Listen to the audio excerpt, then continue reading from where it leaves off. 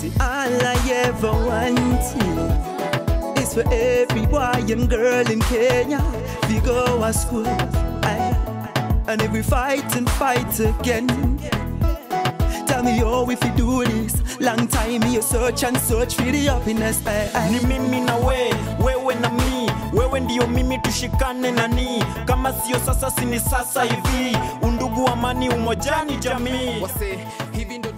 Financial literacy training has been running for the last 2 years in Rift Valley province.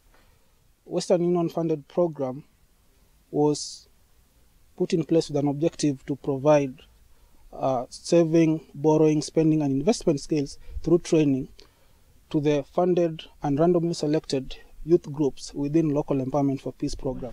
As part of evaluating this program, this great team comprising of MASCOF staff, financial literacy trainers and some youth group members carried out participatory video evaluation. This process was composed of 4 sections, 3 days of training on participatory evaluation skills, 3 days collecting stories from the field, 3 days subtitling and comparing the stories, and 3 days analyzing the selected stories.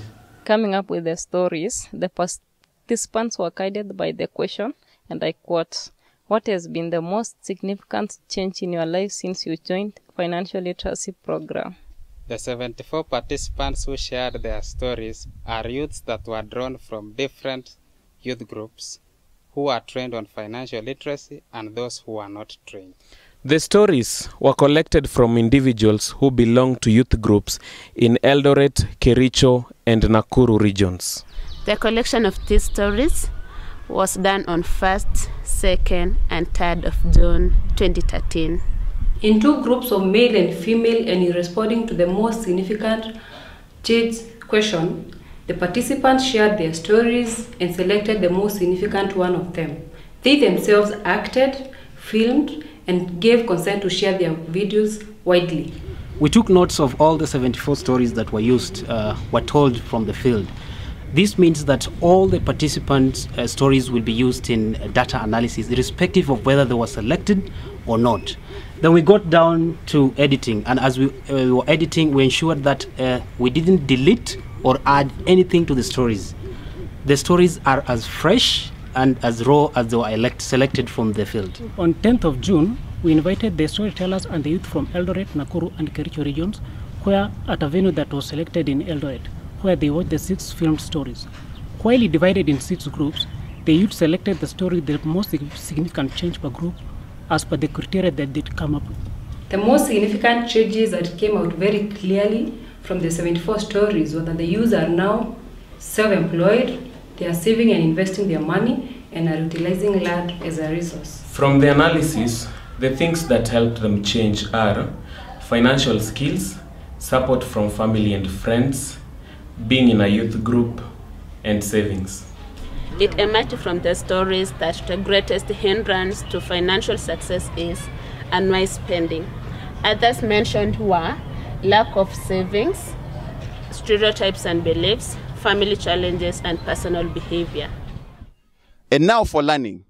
The main changes mentioned by the storytellers in order of significance: self-employment, savings, investment, and land usability. The factors they mentioned as contributing to these changes, again, in order of significance: financial literacy training, support from friends and family, and being a member of a youth group. The main challenges they had to overcome in order to achieve these changes: unwise spending, inability to save, and cultural barriers. Ladies and gentlemen, I now invite you to watch these 6 videos from young men and women so that you can learn from their own voices. See, all I ever wanted is for every boy and girl in Kenya to go to school. And if we fight and fight again, tell me how if you do this. Long time you search and search for the happiness. Ni mimi na wewe na mi, wewe ndio mimi tushikane nani, kama sio sasa sini sasa hivi, undugu amani umojani jamii. Wase, hivi ndo tuna try kuwa show, si kila mtu anaweza kuwa preso, no matter the outcome after March 4th, we should hold hands and march forth.